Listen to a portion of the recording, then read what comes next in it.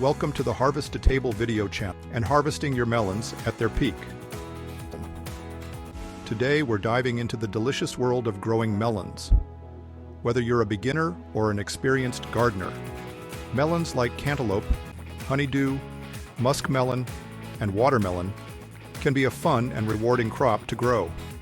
We'll go step by step through everything from selecting the right melon variety to planting, caring for, and harvesting your melons at their peak. So, let's get started on this juicy journey to growing your own melons right at home. Choosing the right melon. Selecting the right melon variety is the first step to a successful harvest. Melons come in many types, including watermelon, muskmelon, cantaloupe, honeydew, and other specialty melons such as Galia or canary melon. When choosing a variety, consider both your personal taste preferences and your local growing conditions. Different melon varieties thrive in different climates. Watermelons, for example, require a long, very warm growing season, while cantaloupes and honeydews can tolerate slightly cooler conditions. Some heirloom and hybrid varieties are bred for disease resistance, faster maturation, or better adaptability to specific regions. Check your growing zone and local frost dates to know the length of your growing season, the time between the last frost in spring and the first frost in fall. If you have a short growing season, choose early maturing varieties. If you live in a hot climate, opt for heat-tolerant melons that can withstand intense summer temperatures. Additionally, consider the space you have available. While some melon varieties grow on sprawling vines that need ample room, others, like compact bush varieties, are well suited for smaller gardens or container growing. Popular melons for home gardens. Some of the most popular melons for home gardens include watermelon. Watermelons thrive in very warm temperatures of 70 to 95 degrees Fahrenheit and require 70 to 100 days to mature, depending on the variety. Smaller, faster-growing varieties like Sugar Baby mature in around 75 days, while larger varieties like Crimson Sweet take closer to 90 days. Cantaloupes, also known as muskmelons, prefer warm temperatures of 65 to 90 degrees Fahrenheit and typically take 75 to 90 days to reach maturity. Popular varieties include Hale's Best and Minnesota Midget for shorter growing seasons. A quick note: in North America, cantaloupe refers to the common netted muskmelon, which has a rough, net-like rind and orange flesh. In Europe, cantaloupe refers to a different variety with a smoother, yellowish, or light green rind. Honeydew. Honeydews require slightly longer growing periods of 80 to 100 days and warmer temperatures of 70 to 95 degrees Fahrenheit to fully ripen. They prefer consistent heat and plenty of sunshine to develop their sweet flavor. Canary melon. This bright yellow melon needs 80 to 100 days to mature and thrives in warm temperatures similar to honeydews. It has a firm texture and sweet flavor. Galia melon. Galia is a hybrid between cantaloupe and honeydew. Galia melons take around 80 days to mature and grow best in temperatures between 70 to 90 degrees Fahrenheit. How much space do melons need? Melons need plenty of space to spread out and grow properly. Here's how much room each type requires. Watermelons need 6 to 10 feet between plants. The vines are long and sprawling. Larger varieties need at least 10 feet of space, while smaller bush or compact varieties, like Sugar Baby, can be spaced closer at 4 to 6 feet apart. Cantaloupes or muskmelons need 2 to 3 feet between plants. Cantaloupe vines spread widely, but are smaller than watermelons, so they need slightly less space. Honeydews need 2 to 3 feet between plants. Similar to cantaloupe, honeydew melons need room to spread, but can also be grown vertically on a wire or trellis to save space. Canary melons need 3 to 4 feet between plants. Canary melons grow on long, sprawling vines, requiring slightly more space than cantaloupes and honeydews. Gallia melons need 2 to 3 feet between plants. Gallia melons grow similarly to cantaloupes, needing space to sprawl or support if grown vertically. For all melons, trellising is an option to save space, especially for cantaloupe, honeydew, gallia, and canary melons. If growing vertically, provide strong support and use slings for heavier fruits such as watermelons. Where to grow melons and soil preparation. Grow melons where they can get plenty of sun. Melons require at least 6 to 8 hours of direct sunlight each day. Since they prefer warm soil, it's best to prepare the planting area in advance to ensure it retains heat and drains efficiently. Begin by loosening the soil to a depth of at least 12 inches, the length of a shovel or garden fork blade. This helps improve aeration and allows the roots to penetrate deeply. Remove any weeds, large clumps of dirt, or rocks that could obstruct root growth. To enhance soil fertility and structure, incorporate generous amounts of organic matter, such as aged compost or well-rotted manure. This not only enriches the soil with essential nutrients, but also improves moisture retention while preventing waterlogging. Melons grow best in soil with a slightly acidic to neutral pH, ideally between 6.0 and 7.5. If unsure of your soil's pH, conduct a soil test and amend it as needed. Adding lime can help raise the pH, while sulfur can lower it. Additionally, mixing in organic fertilizers such as bone meal or kelp meal can provide a nutrient boost, ensuring healthy vine and fruit development. For even better results, consider forming raised mounds or rows about 3 to 4 feet apart. These slightly elevated planting areas help the soil warm up faster in the spring and improve drainage, reducing the risk of root rot. Starting melon seeds indoors. Starting melons indoors can give your plants a head start, especially if you live in a region with a short growing season. Start melons indoors 4 to 6 weeks before the last frost date. Use seed starting trays, peat pots, or small containers with drainage holes. Peat pots or biodegradable containers work well because melons dislike root disturbance and can be transplanted directly into the garden without removing them from the pot. Fill the trays or pots with a light, well-draining seed-starting mix. Avoid using regular garden soil, as it may be too heavy and can lead to poor drainage and disease issues. Plant 2 to 3 melon seeds per container, about 1 inch deep. Cover them lightly with soil and gently firm it down. Melon seeds need warm soil to germinate, ideally between 70 to 85 degrees Fahrenheit.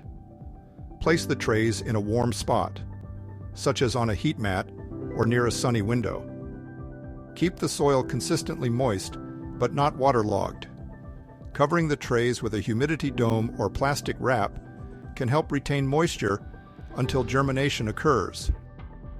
Once the seeds sprout, typically within 5 to 10 days, move them to a bright location with at least 12 to 16 hours of light per day. A sunny windowsill may not provide enough light, so consider using a grow light to prevent the seedlings from becoming leggy and weak. Once the seedlings develop their first set of true leaves, thin them by snipping the weaker ones at the soil level, leaving only the strongest seedling in each container. About a week before transplanting outdoors, begin the hardening off process by gradually exposing the seedlings to outdoor conditions. Start by placing them outside in a sheltered area for a few hours a day, gradually increasing their exposure to sunlight and wind. Transplanting or direct sowing melons outdoors. Melons started indoors can be transplanted into the garden after all danger of frost has passed and the soil has warmed to at least 65 degrees Fahrenheit. 75 to 85 degrees is optimal. Melons can be direct sown in the garden about 2 to 3 weeks after the last frost. For direct sowing, plant seeds about 1 inch deep in small groups of 2 to 3 seeds, spacing each group at least 4 feet apart in rows that are 4 to 6 feet apart. Once the seedlings emerge and develop strong leaves, thin them to the healthiest plant per group. If transplanting seedlings, space them 36 to 48 inches apart to provide ample room for vine growth.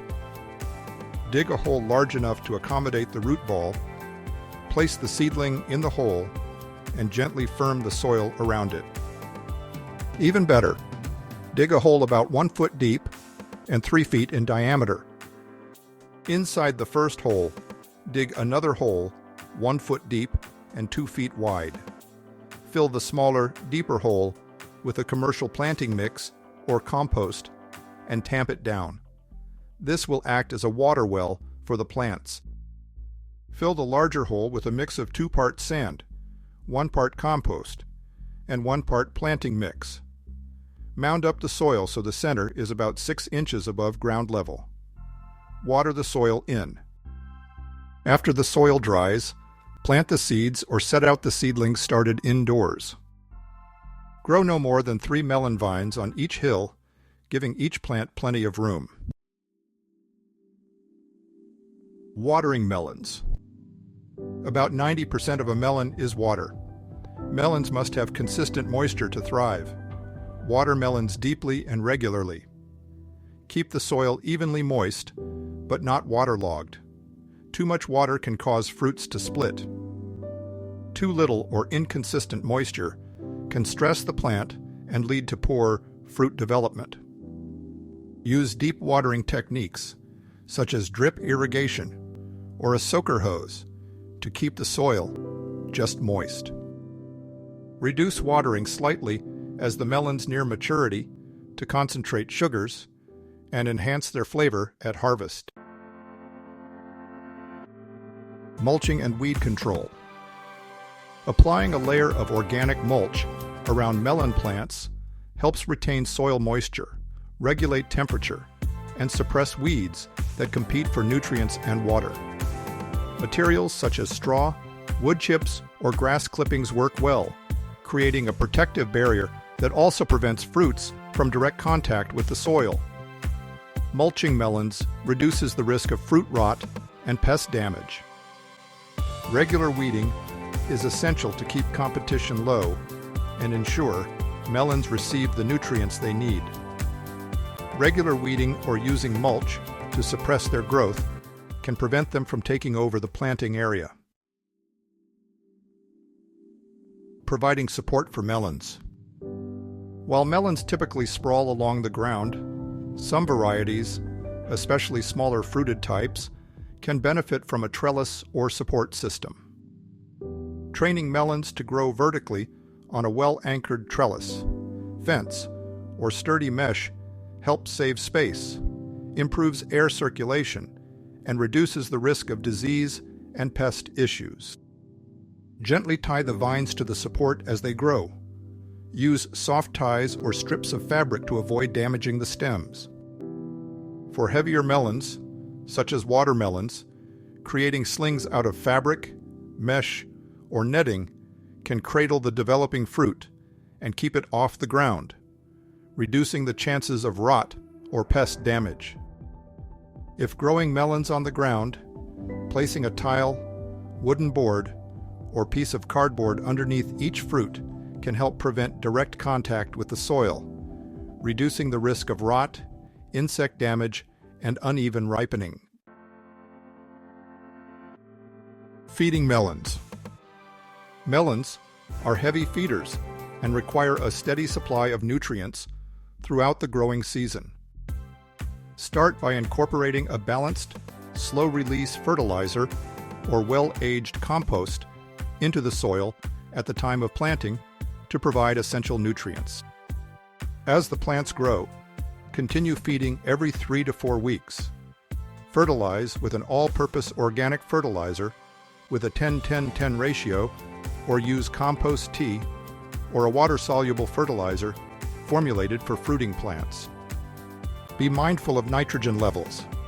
Excessive nitrogen can lead to vigorous leaf growth at the expense of fruit production.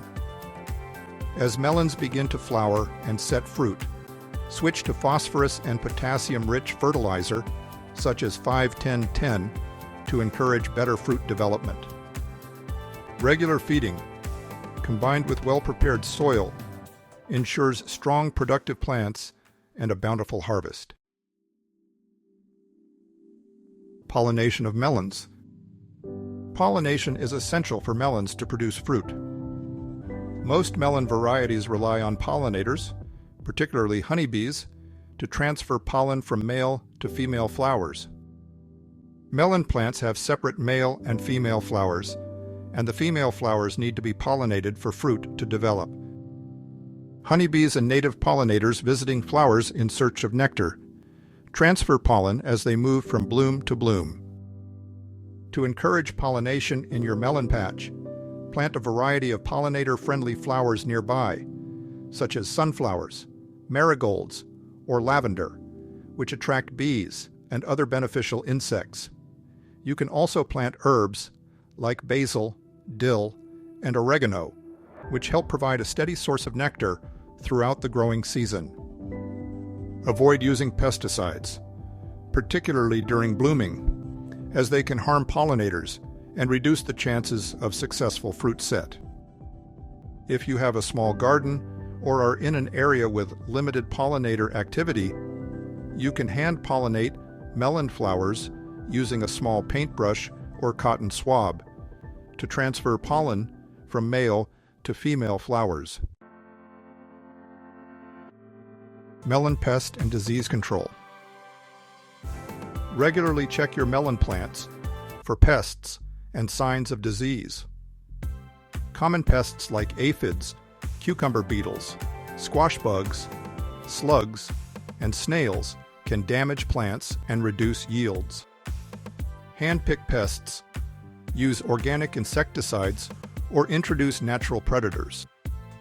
To prevent fungal diseases, avoid overwatering, as excessive moisture can promote mold and rot.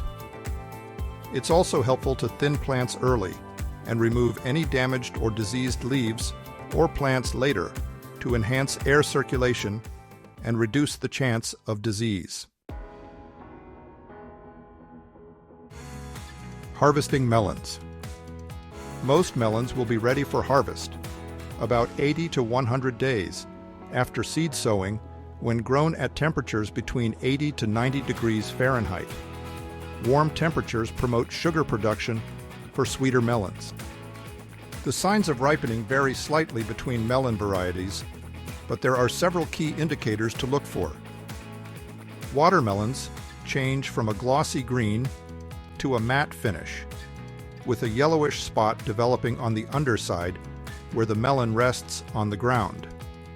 They also give off a sweet scent, especially near the stem end, and the stem should detach easily with gentle pressure. Cantaloupes develop a golden yellow or beige color, with more pronounced netting on the rind.